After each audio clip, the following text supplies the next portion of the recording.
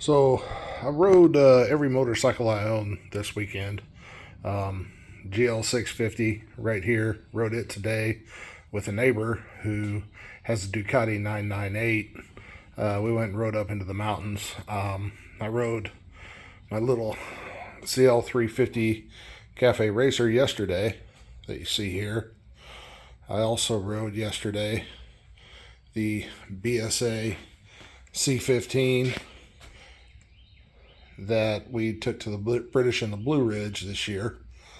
Also rode the CB500 Cafe Racer and the Ducati 900 SS Bevel that we restored a year or two ago. So anyway, rode all these motorcycles this weekend, all vintage motorcycles.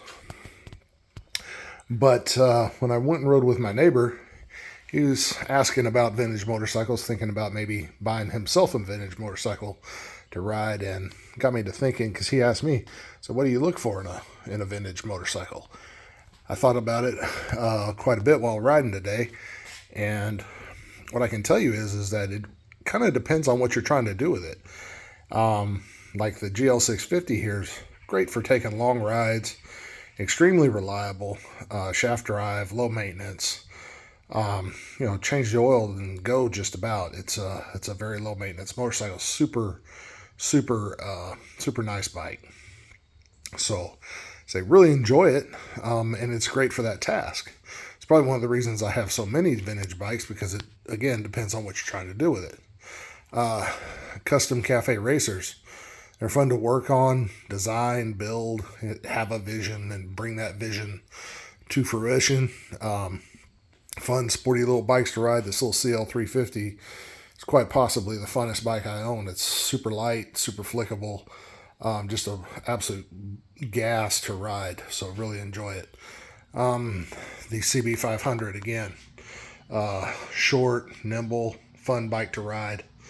And then you take a restoration project like this BSA C15, which is fun to ride around the neighborhood. It's fun to take to historic races and things like that and ride around the campground. It's not super fast, but just a pleasurable little bike to ride that you can take a lot of pleasure in bringing back to life. So, it has its own merits. And then, of course, the Ducati 900 SS, which is my all-time dream bike. Riding this bike just brings pleasure to me. Having it restored is it's a beautiful motorcycle work of art that is also mechanical and very visceral.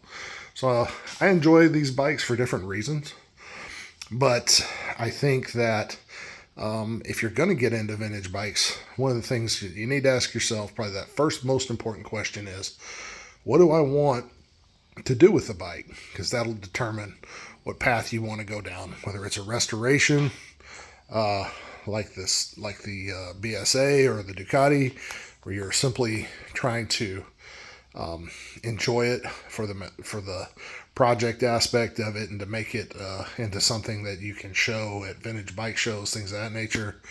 Whether it's a cafe racer, where it brings out your artistic side, gives you that chance to look at something and turn it into and create something of your own out of it.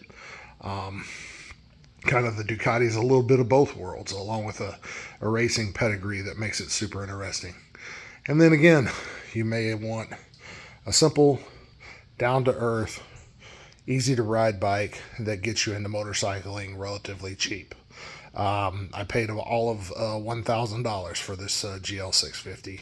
Made it my own by putting some bags on it and a few things like that. But essentially, this bike was just a plain, everyday bike, which makes it really inexpensive to get into.